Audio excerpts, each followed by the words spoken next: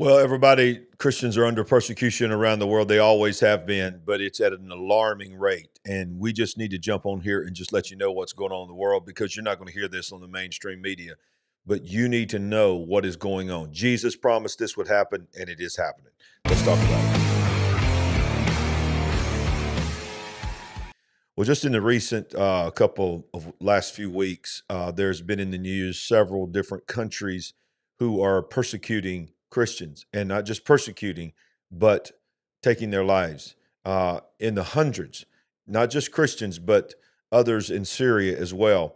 But I want to show this to you. It's going to be a quick video, but I just wanted, this was heavy on my heart this morning, and it breaks my heart that not more people are talking about this. This is CBN talking about what just happened in the Congo. Look at the headline. 70 Christians reportedly beheaded in Congo. Why is the media silent? Let's watch a little bit of this from CBN. 70 Christians have been found beheaded.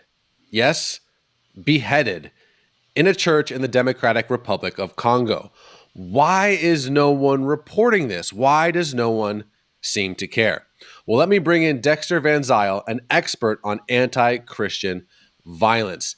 Dexter, what can you tell us about this absolutely barbaric atrocity? Okay, well, first of all, it took place in the Democratic Republic of Congo, which is a huge country with about 105 million people, that right now is basically in a conflict with neighboring Rwanda over territory in Kivu.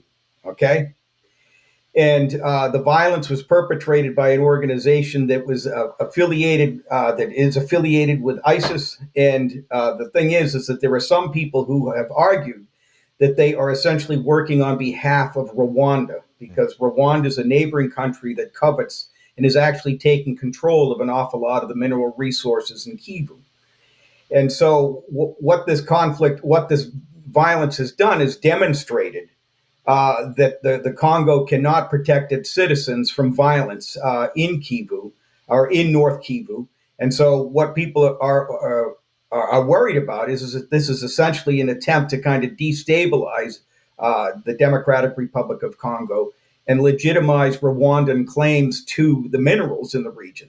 And I don't want to underestimate or downplay the ideological hatred by the perpetrators of this group who murdered these Christians. But the thing is that it's taking place against a backdrop of geopolitics in Africa.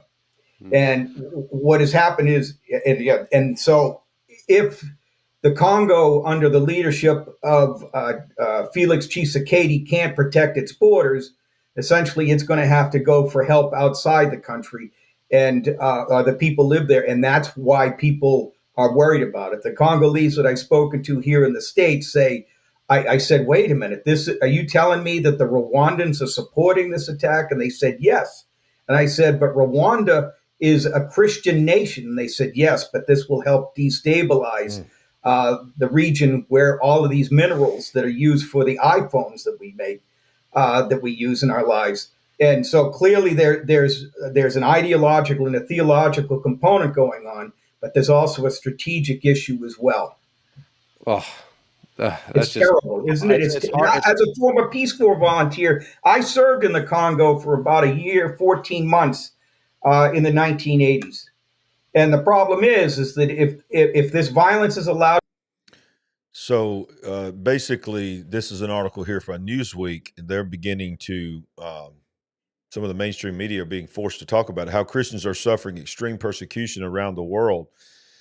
At least 70 Christians were beheaded in a church in the war-torn Democratic Republic of Congo earlier this month. According to Open Doors, which monitors the persecution in Christians around the world, an Islamist group linked to Islamic State called the AFD is feared to have beheaded the victims with machetes in the province of North Kivu, highlighting the violence against Christians in some parts of the globe. Several American conservative figures, including anti-abortion activity Leila Rose, posted their concern about the tragedy online. But the attack is the tip of the iceberg, according to Open Doors, as the DRC ranks 35th in its watch list of countries that face danger. Now look at this right here. This is crazy. Open Doors is a site that if you want to monitor Christian persecution, you definitely need to see what they're doing there on their website. This is a graphic. I think this one has a graphic. Yeah, this is the graphic here from Open Doors, and all of these countries are countries that persecute Christians. Number one is North Korea, then followed by Somalia, Yemen, Libya, Sudan, Eritrea, which I never heard of that, Nigeria, Pakistan, Iran, Afghanistan, India, Saudi Arabia, Myanmar, Mali, China, Maldives, Iraq, and then there's Syria at number 18. Congo comes in. I don't even see where it's at. I think I said that. Oh yeah, Congo's 35. So in the 35th most,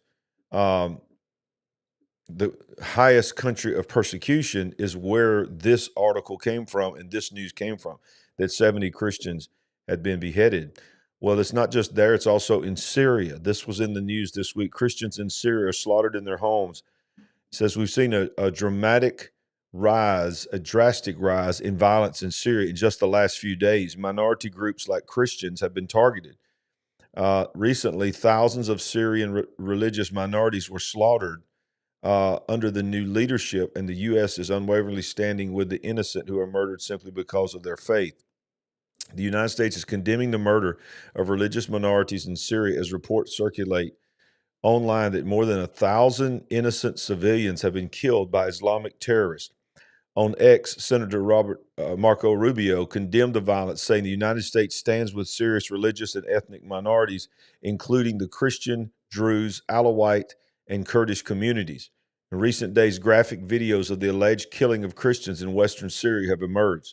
According to Asia News, a Vatican-affiliated news agency reports on Christian communities, more than 800 people, including women, children, and priests, were slaughtered in their homes solely because they were Christian. Please pray for the Christians in Syria who were targeted by violent religious persecution, and thank God for Israel. Now in Syria, the Alawite people are being drugged through the streets. Now, the Alawites, from what I understand, are a group that is from the former leader that was ousted and ran out of Syria. Assad was an Alawite, part of the Muslim faith, and they're being brutally murdered as well. So I don't want to make it just sound like just Christians are being murdered, but Christians are being murdered for their faith. The Alawites are being killed because they were tied to Assad. So this is the world that we live in, and I just want to remind you, Jesus said himself in John 15:20, remember the word that I said to you, a servant is not greater than his master. If they persecuted me, they will also persecute you.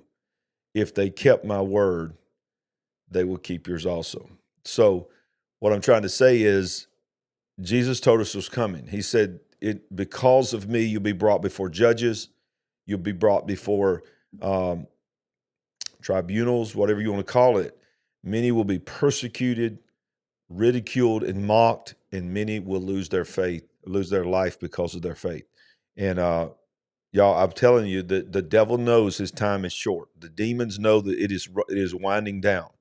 We talk a lot about it on this channel. Go back and watch last night's Bible study Wednesday night, where I really broke down, why we feel so tired in our bodies, why we feel so weird in our bodies, because we are under attack.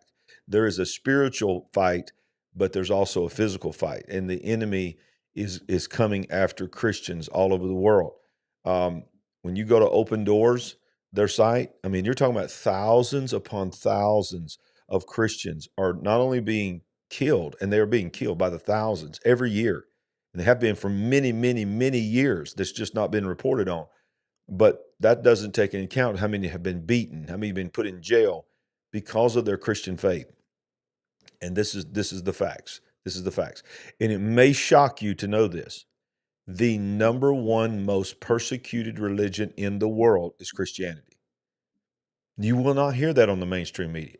It makes it look like, it's the Muslims, the Jewish faith, Hindus, and all these. And I'm not saying that they're not persecuted, and I'm not saying that they're not have hateful things happening to them.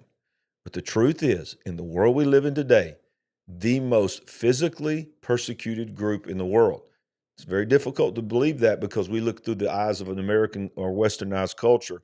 And yes, we have a difficult time sometimes as a Christian, but we don't see this kind of thing like happened in the Congo here. So therefore, we just filter the whole world through our experience. But I think there's close to 8 billion people on the planet. It's like 350, 360 million in America. I may be off a little bit on my numbers there, but I'm close. What I'm saying is this is a fact. The most persecuted religion and the religion that more people are being killed for their faith in the world is Christianity. And do you think that's going to slow down as we get closer to the return of Jesus? Because we believe that we have the right way. It's the answer, the only way. Jesus said, I am the way, the truth, and the life. No man comes to the Father but by me. So I'm troubled. I hope that you're troubled too. And I hope that this causes you to pray. And I hope this causes you to understand the moment that we're living in. When you have these Christians, 70 Christians, head taken off. Okay, there's actually graphic videos out there that I would never attempt to show you. But they're out there. And I've seen graphic videos of bodies in other nations, just Christians, just laying everywhere. Entire families are being killed in Syria. Not just the husband. They're coming in and killing the husband, the wife, the children, the small children, just because they're Christians. This is a cleansing. This is not an ethnic, this is a religious, theological cleansing that they feel like that they're doing their God's work. We need to be prayed up. We need to be focused. We need to pray for the Christians around the world, and don't fall into the trap of thinking about, oh my goodness, the coffee wasn't good this morning at church. What's happening to our church? Or our crowds are down a little bit. No, your finances are down a little bit. Y'all, that's not persecution. We don't understand persecution. Most people that are watching this, now I'm not saying that everybody that's watching this is exempt from persecution, because I don't know where you're watching from. I mean, you could be watching from a remote area fearing for your life right now, and God has blessed you enough to be able to be a part of this podcast. We are praying for you if that's the case. But most of us are not having to deal with these things right now. So what can we do? We can pray, certainly. We can war in the spirit on behalf of them, and we can help share and get the news out that this is happening. So like this, share this, and just try to wake some people up to what's going on. If you don't subscribe to our channel. This is the way we build the big picture family and the big picture army, quite frankly, because we're going to need each other like never before. So quick video. I just want to jump on here and let you know what's going on. If you hadn't heard that, Christians are being killed in Congo, Syria, and all over the world. Open your eyes, do your research. God bless you. See you next time on The Big Picture. We ain't woke, certainly are awake. God bless. Would you like to help us build the big picture family? We're on a mission to wake up the world to what is really going on. All you have to do is go to our website at larryragland.com and make a one-time gift, or you can become a monthly partner. Any amount is a blessing and an encouragement to us. While you're there, make sure you get a copy of our book, I See Greatness in You. Browse our merchandise store, connect with us on our social media links, and join our mailing list. We appreciate it. And remember, we ain't woke, but we are certainly awake.